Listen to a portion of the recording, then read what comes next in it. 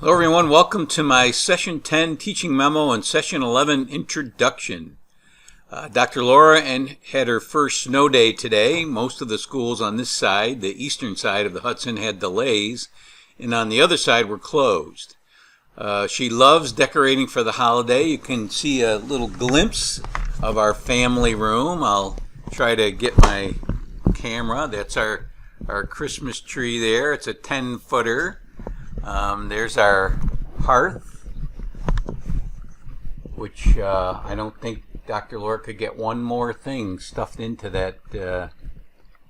And that's our air conditioner that looks like a Christmas present. And you'll notice behind me that the all our pictures are wrapped in presents, like we were in mourning for Christmas. Yeah, Christmas morning, get it? I know. Congratulations to all you Giant fans on a big win last night over Dallas. Whoa. I watched the first half. I can't stay up that late, except tonight. I will probably be staying up late to watch the Pats. But I watched the first half, and the Giants looked terrible. I thought this game is over. But it was 7-0 when I went to bed, and I woke up this morning. It was 10-7. I couldn't believe it. But Eli Manning manages to pull them out, and the Jets won. Oh my God! I think that was their fourth win or third win, and with a new quarterback. Wow! Maybe there's hope next year. That is, not for this year.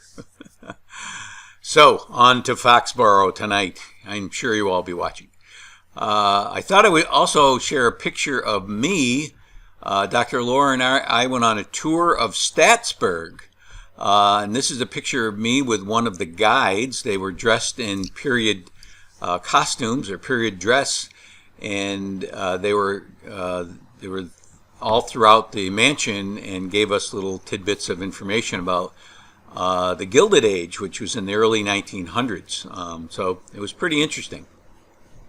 Dr. Laura was very, very happy. And when she's happy, I'm happy.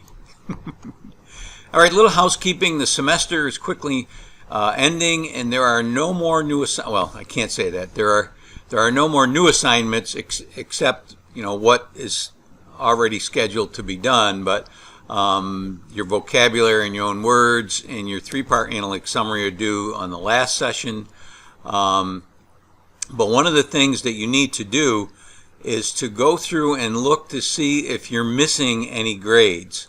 I just did a quick glance through, and some people are missing double entry journals.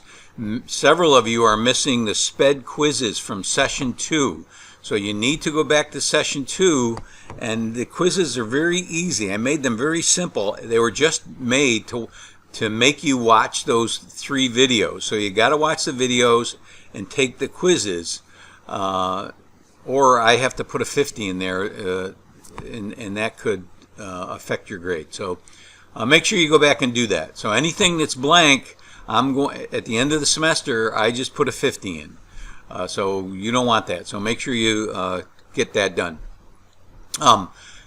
This session discussion board is off to a slow start. Doesn't surprise me. Formative assessment and appropriate grading practices. This is a very important discussion board. It closes on Sunday midnight. Now, I say that, but I really don't close it till Monday morning.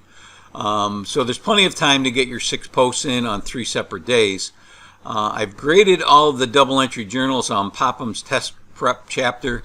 Some were excellent and connected to my presentation, my video presentation, as well as other test prep and stress relief articles that I made available in session 9 course materials, session 10 course materials, I should say.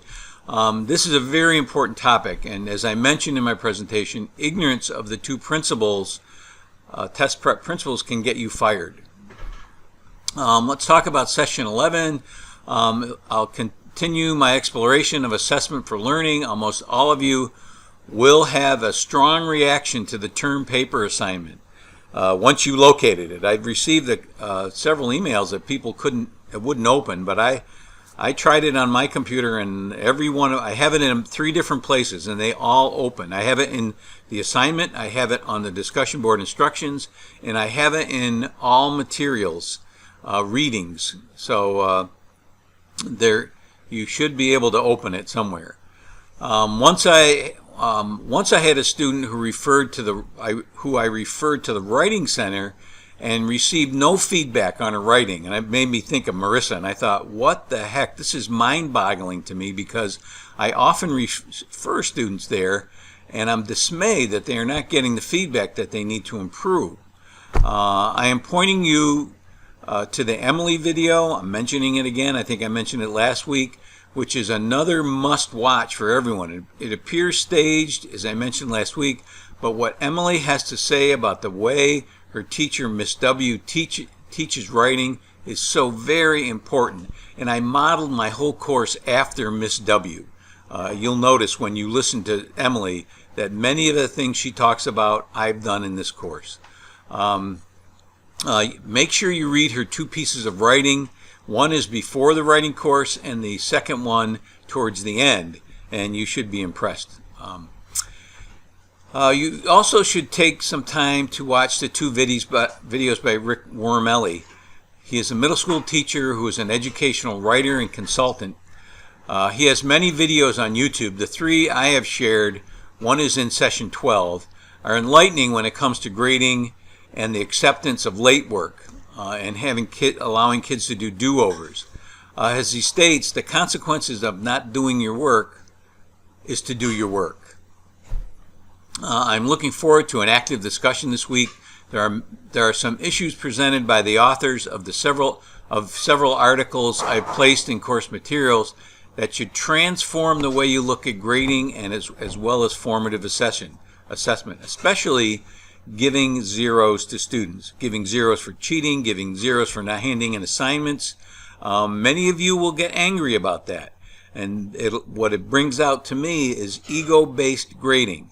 It's your ego that is getting involved. The consequences for cheating should be outside of grading.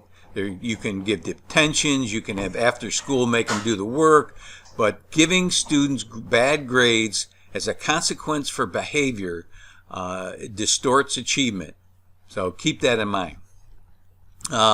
End of semester assignments for Monday, for next Monday, because that's when I'll close the discussion board. You need to have completed all your posts for the current discussion board and take the final vocabulary quiz. Your revised selector, many of you have taken that quiz already. Your revised selector response test should also be uploaded in this session. There is a link to the course evaluation in this session's assignment, which I also placed in session 10 assignment. So if you did it in session 10, you don't have to do it in session 11. But I'm pleading with you to do that.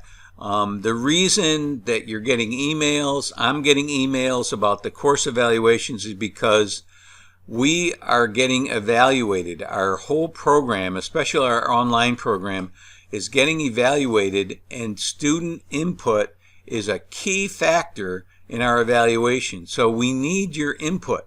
We need to be able to show, yes, our students' input is valued, and I value it because the comments you make are the only kind of evaluation my supervisors see for this course.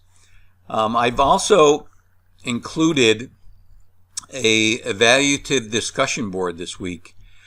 So you can make anonymous posts to it, even though I don't think you have to, because that's another practice that'll distort achievement. If you think I'm going to reduce your grade or it'll affect your grade by making a negative comment about me, I'm looking for feedback. What is about the amount of work, about what things you thought were great, what things you think should be eliminated because they wasn't really something you thought was effective or practical.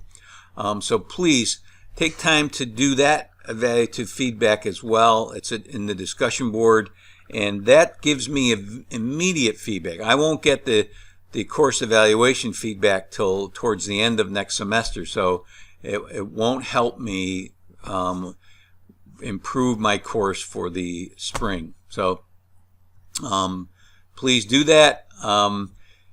Remember, the last session closes on Thursday, December 21st. You need to upload your completed vocabulary in own words and your 3-part analytic summary. I placed a video for how I placed it in both session 11 and session 12. There are exemplars in session 12 of 3-part analytic summaries. All of them are of high quality, so you'll have no excuse for not knowing what I expect of the 3-part analytic summary. There's a video and exemplars, and I've been talking about it the whole semester, especially as you develop and refine your selected response test. So you should have no doubt as to what's expected on that. So that's it. I will be back with my last teaching memo next Monday. So enjoy. I look forward to reading your discussion board posts, so get going on that.